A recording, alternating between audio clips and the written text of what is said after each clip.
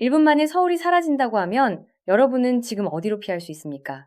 2024년 1월 15일 북한이 발표 하나를 내놨습니다. 극초음속 기동형 조종 전투부를 장착한 중장거리 고체연료 탄도미사일 시험 발사 성공. 문장이 기니까 뉴스에서는 그냥 미사일 발사 성공 주장으로 한 줄 넘어갔어요. 근데 잠깐만요. 이번엔 그냥 넘기면 안 됩니다. 왜냐하면 이번 발사는 2년 전과 완전히 다른 차원의 이야기거든요. 그리고 그 차이를 제대로 설명해주는 언론이 거의 없었어요.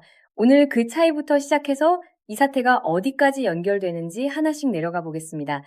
음속의 5배, 시속 6, 120km, 마하오는 1초에 1.7km를 가는 속도예요. 서울에서 부산까지 약 325km, 마하오 속도면 3분에서 4분이면 도착합니다. 컵라면 물 붓고 기다리는 시간이에요. 비행기로 4시간 반 걸리는 서울, 오키나와 거리도 30분이면 갑니다. 오키나와에는 미군 기지가 있어요. 이미 이 미사일의 사거리가 500km라는 분석이 나오고 있는데 오키나와까지가 400km거든요. 그러니까 오키나와 미군 기지는 이미 이 미사일의 타격권 안에 있다는 얘기가 됩니다. 남한만의 문제가 아니라는 겁니다. 그런데 오늘 드리려는 이야기는 그 속도나 사거리가 핵심이 아닙니다. 진짜 문제는 따로 있어요. 왜 이번 발사가 기술적으로 완전히 다른 수준인지, 북한이 이 기술을 혼자 개발했다고 볼 수 없는 이유가 무엇인지, 그리고 우리 방어망이 이 앞에서 어떤 상황에 처했는지 이 세 가지 층을 표면에서 시작해서 점점 구조 깊숙이 내려가겠습니다. 뉴스 한 줄로는 보이지 않는 그림입니다. 극초음속 미사일이 무서운 이유를 속도 때문이라고 생각하시면 절반만 맞아요. 진짜 위협은 움직이는 방식에 있습니다. 일반 탄도미사일은 발사되면 완만한 포물선을 그리면서 날아옵니다. 위로 올라갔다가 중력에 이끌려 떨어지는 곡선이에요. 이 궤적은 예측이 됩니다. 탐지 레이더가 잡으면 어디로 떨어질지 계산할 수 있고 그 지점에 요격미사일을 보낼 수 있어요. 이게 지금까지 한국과 미국이 구축한 미사일 방어망의 기본 원리예요. 패트리엇, 사드, 이지스함의 SM, 3 전부 이 원리로 움직입니다. 한도 궤적을 예측하고 그 길목을 차단하는 거. 그런데 극초음속 미사일은 이 원리 자체를 무너뜨려요. 어떻게 하냐면 위로 올라가다가 대기권 경계 부근에서 전투부가 본체에서 분리됩니다. 그 다음에 활강을 시작해요. 낙하하는 게 아니라 날개 없이 공기 흐름을 타면서 활공하는 겁니다. 미꾸라지가 물속에서 몸을 비틀며 헤엄치는 것처럼 좌우로 방향을 바꾸면서 낮게 들어옵니다. 이미 이 시점에서 요격이 굉장히 어려워요. 기존 방어망은 포물선을 전제로 설계됐는데 날아오는 물체가 포물선을 그리지 않으니까요. 아니 근데 그게 다가 아니에요. 좌우 기동에 상하 기동까지 더해지면 어떻게 되냐. 전문가들이 쓰는 표현이 있습니다. 불가능하지는 않지만 아주 어렵다. 외교적으로 애둘러서 하는 말이에요. 실질적 의미를 직역하면 이렇습니다. 미국을 제외한 전 세계 어느 나라도 현재 기술로는 이 미사일을 요격할 수 없다. 미국은 자국의 우주 기반 추적 기술로 마지막 낙하 구간에서 요격 가능하다고 밝혔어요. 그런데 그 말은 동시에 미국이 아닌 모든 나라는 이걸 막을 수 없다는 선언이기도 합니다. 한국도 그 안에 포함돼요. 속도도 문제고 기동도 문제인데 결정적으로 낮게 날아옵니다.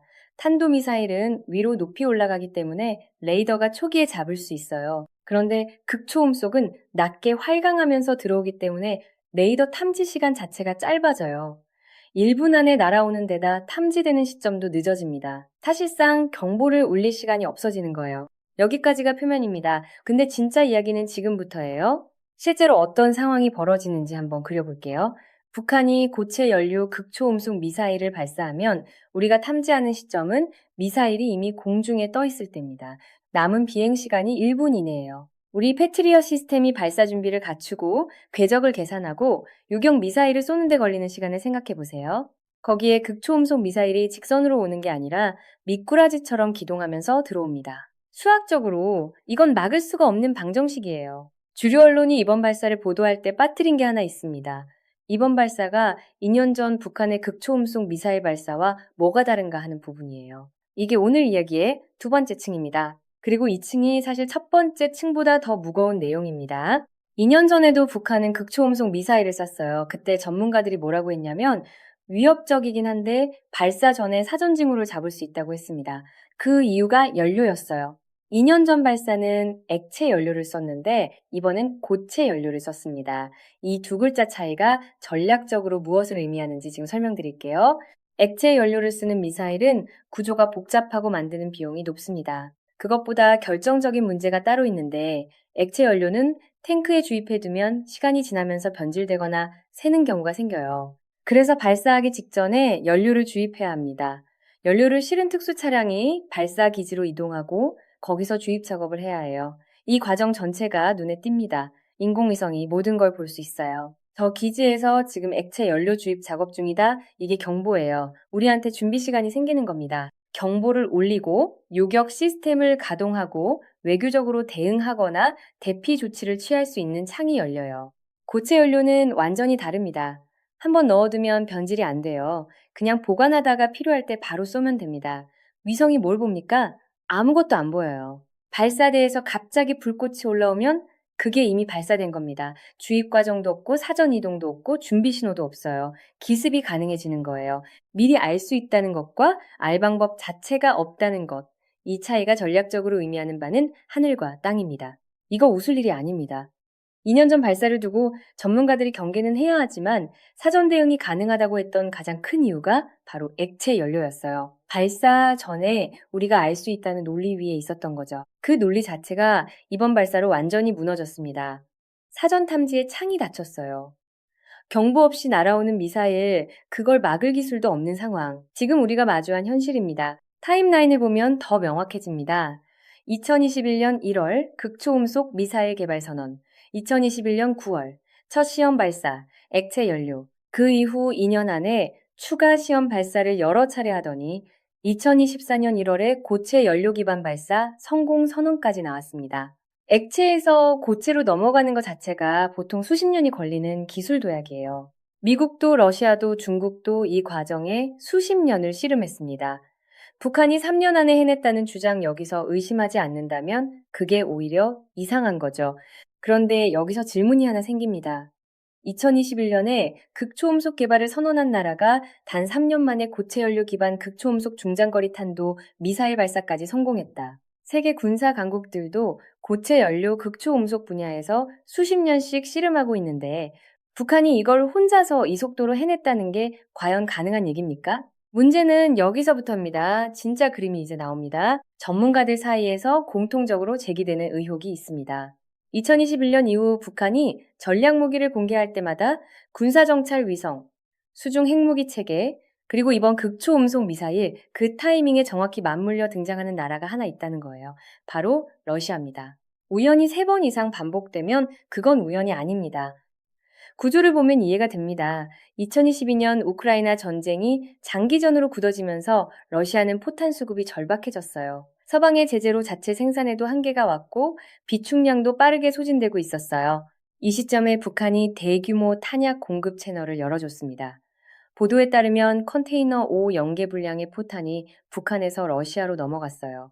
일각에서는 북한의 포탄 공급 없이 러시아가 지금 그 전선에서 버텼을지 모른다는 분석까지 나올 정도입니다. 러시아 입장에서는 북한이 지금 전쟁을 지속하게 해주는 생명선이에요. 대가를 줘야 하는 상황이 생기는 거죠. 그 대가로 돈이 오갈 수도 있어요. 그런데 북한이 돈보다 원하는 게 있다면 그건 기술입니다. 미사일 기술, 위성 기술, 연료 기술. 러시아가 자국 최고 군사 기밀을 통째로 넘겨줄 이유는 없겠지만 특정 설계 방향을 알려주거나 핵심 부품 조달을 도와주는 것 정도는 충분히 가능한 거래예요. 그리고 이 거래를 공개적으로 발표할 이유가 없습니다. 우리가 결과만 보게 되는 구조예요. 단기간의 기술 도약, 설명이 안 되는 발전 속도, 이것들이 쌓이면 의혹은 의혹이 아닌 분석이 됩니다. 여기서 외교 언어가 무엇을 보여주는지 잠깐 비교해 볼게요. 2022년 프랑스 마크롱 대통령이 우크라이나 문제를 중재하겠다며 모스크바 크렘린을 직접 방문했습니다. 그 회담에 내놓은 테이블이 유명해졌어요. 서로 말이 들릴까 싶을 정도로 긴 타원형 테이블이었는데 고함을 질러야 들릴 지경이었다는 후문까지 있었어요. 푸틴은 엘리자베스 2세 여왕도 아베 전 일본 총리도 기다리게 했고 메르켈 독일 총리와의 회담장에는 개를 풀어넣은 일화도 있습니다. 상대를 깔아뭉개는 걸 외교 연출로 쓰는 사람이에요. 그런데 최선희 북한 외무상이 푸틴을 만났을 때는 달랐습니다. 기다리게 하지 않았고 동시에 도착해서 악수했어요. 같은 사람이 상대에 따라 완전히 다른 태도를 보인 겁니다. 이게 외교에서 무슨 의미인지 말 안 해도 보이죠? 북한이 지금 러시아에게 어떤 위치에 있는지를 테이블 크기 하나가 설명해 줍니다. 그리고 푸틴이 24년 만에 방북을 선언했습니다. 소련 시절까지 포함해서 러시아 최고 지도자가 평양에 들어간 케이스는 단 한 번, 푸틴밖에 없습니다. 방문 자체가 갖는 상징적 무게가 달라요. 이 정도 방문에는 선물이 따릅니다. 외교의 언어로 선물이라고 표현하지만 실제로는 기술이에요. 돌아올 때 빈손으로 오지 않아요. 북한 입장에서 포탄을 대량 공급한 대가로 뭘 원하는지는 이미 알려져 있고 러시아가 그걸 완전히 줄 수는 없지만 어느 정도는 줘야 하는 구조가 만들어져 있습니다. 이 거래를 공개 발표할 이유는 없어요. 우리는 결과만 보게 되는 겁니다. 여러분이 이 속도로 기술 발전이 가능한 게 맞나 하고 의심했다면 그 감각이 정확한 겁니다. 지상파 보도에서 이 구조가 보였습니까? 보이지 않았어요. 그래서 오늘 이 얘기를 하고 있는 겁니다. 자, 여기까지가 현재 상황이에요. 그런데 전문가들이 지금 주목하고 있는 다음 변수가 있습니다. 조기 경보기입니다.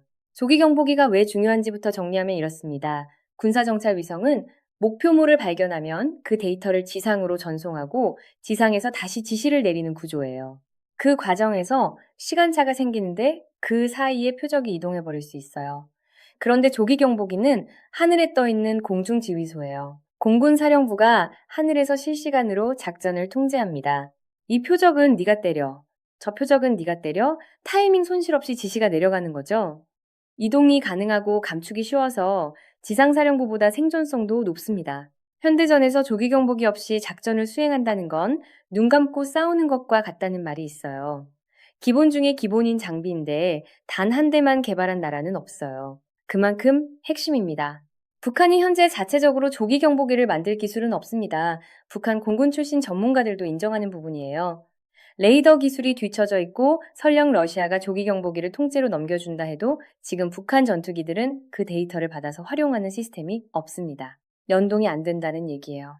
조기 경보기는 그 데이터를 받아 처리하고 공격할 수 있는 4세대, 5세대 전투기가 있어야 의미가 있는 장비예요.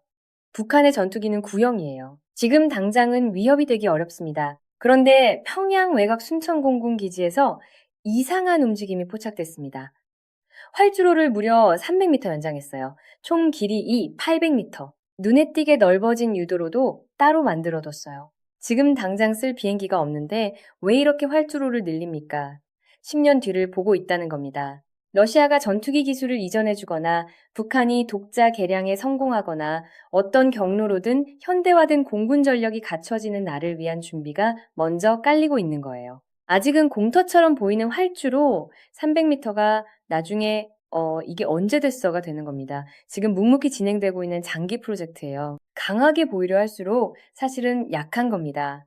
이게 이번 이야기의 핵심입니다. 여기서 잠깐 전체 그림을 다시 봐야 할 것 같아요. 김정은이 최근에 한 발언들을 보면 대한민국을 주적이 아니라 아예 적국으로 재규정했고 통일기구를 해체했고 한민족임을 상징하는 시설들을 하나씩 제거하고 있어요. 전쟁을 더 이상 피해야 할 것으로 여기지 않겠다는 발언까지 나왔습니다.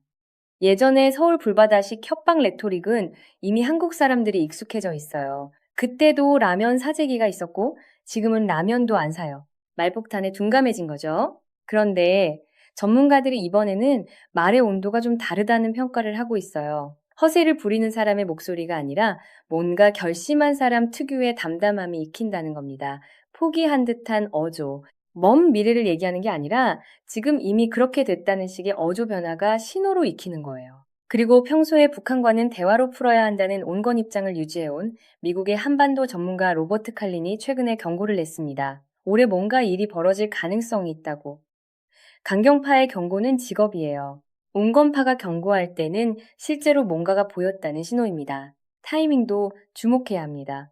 이번 발사가 1월에 이루어진 건 우연이 아닐 수 있어요. 한국에서는 4월에 총선이 예정돼 있었고 미국에서는 대선이 다가오고 있었습니다. 북한이 과거에도 주요 선거 시즌에 맞춰 군사 도발 수위를 높인 전례가 있어요. 상대방의 정치적 혼란을 활용하거나 협상 레버리지를 높이거나 혹은 미국에서 트럼프가 재집권했을 때 직접 거래할 수 있는 포지션을 만들려는 계산이 있다는 분석이 나옵니다. 극강의 위협 수위를 올려놓고 그 위협을 낮추는 대가로 경제 제재 완화나 체제 보장을 받아내는 박앤세의 전략이에요. 이 맥락에서 보면 이번 발사는 순수한 군사 도발이 아닐 수 있습니다. 외교 카드이기도 하다는 거죠. 그러면 전면전이 임박했다는 얘기냐? 아닙니다. 여기서 냉정하게 구조를 봐야 해요. 공포로 끝내는 게 아니라 정확하게 보기 위해서입니다. 북한이 지금 러시아에 포탄 100만 발을 수출하고 있다는 건 뒤집어 말하면 그 100만 발이 북한 자국 창고에서 빠져나갔다는 겁니다. 전쟁을 준비하는 나라가 재래식 무기 비축량을 이렇게 소진합니까? 그리고 김정은은 동시에 경제개발 20개씩 계획을 발표했어요. 20개군에 1년에 된장 공장, 고추장 공장을 하나씩 만들어서 10년 안에 200개를 완성하겠다는 겁니다. 아주 웅대한 계획이라고 본인이 직접 표현했어요. 전쟁 선포 직전에 된장 공장 10년 계획을 발표하는 지도자는 없습니다. 역사가 반복해서 보여주는 패턴이 있어요. 북한은 내부가 가장 취약할 때 밖에서 가장 세게 지졌습니다. 창고는 비어가고 사람들은 된장 고추장 없다고 불만이 쌓이고 경제개발도 여전히 지지부진한 상황에서 지도자로서 뭔가 센 척을 해야 하는 거예요. 조그만 개가 가장 요란하게 짖는 데는 이유가 있는 거죠. 그렇다고 그 개를 무시하면 된다는 얘기가 절대 아닙니다. 짓기만 하는 것과 무는 것은 다르지만 무는 날이 없다는 보장도 없으니까요. 전면전과 국지 도발은 전혀 다른 차원의 얘기예요. 역사적으로 북한이 먼저 선제 군사 도발을 한 횟수가 500회가 넘습니다. 우리가 먼저 한 적은 단 한 번도 없어요. 국지 도발은 언제든 올 수 있고 역사상 계속 왔습니다. 그 국지 도발에 우리가 대응하는 과정에서 혹여라도 더 큰 충돌로 이어지지 않도록 상황을 관리하는 것, 이게 지금 이 나라 지도부에게 주어진 가장 핵심적인 임무예요. 처음에 질문을 드렸습니다. 1분 만에 서울이 사라진다면 어디로 피하겠냐고. 지금 이 시점에서 그 질문으로 돌아오면 처음과는 다르게 들릴 거예요. 요격 불가 판정이 난 무기가 있고 그 무기를 만드는데 외부 기술이 개입했을 가능성이 의혹 수준을 넘어서고 있고 다음 단계 준비가 이미 순천기지의 활주로 위에 깔려 있습니다. 이게 언제 됐어? 하게 되는 것들이 지금 이 순간에도 조용히 진행되고 있어요. 한 가지만 더 짚겠습니다. 그래도 한미동맹이 있고 미국 방어망이 있지 않나라는 생각이 드실 수 있어요. 맞는 말이에요. 그런데 미국이 자국 우주기술로 요격 가능하다고 한 건 미국 본토 방어 맥락에서 하는 말입니다. 한반도 상공에서 1분 안에 날아오는 미사일을 미국 시스템이 실시간으로 막아준다는 보장은 다른 얘기예요. 동맹은 우리 방어 능력의 빈자리를 채워주는 게 아닙니다. 우리 능력 위에 얹히는 거예요. 그 순서가 바뀌면 안 됩니다. 우리 자체 방어망이 사실상 무력화됐다는 현실을 직시하는 것, 그게 시작이에요. 결국 오늘 이야기의 끝은 무기의 문제가 아닙니다. 우리가 얼마나 정확하게 보고 있느냐의 문제예요. 극초음속 미사일이 왜 이번에 다른지, 고체 연료가 무엇을 의미하는지, 순천기지의 활주로가 왜 300m 늘어났는지, 러시아와 북한 사이에서 어떤 거래가 이루어지고 있는지 이걸 주류 언론이 제대로 설명해 준 적 있었습니까? 없었어요.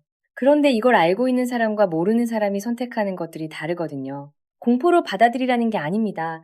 정확하게 알고 있어야 한다는 겁니다. 막을 수 없다면 억제해야 하고 억제하려면 정확히 알아야 해요. 그 경각심이 지금 우리 곁에 있는지 그게 진짜 질문입니다.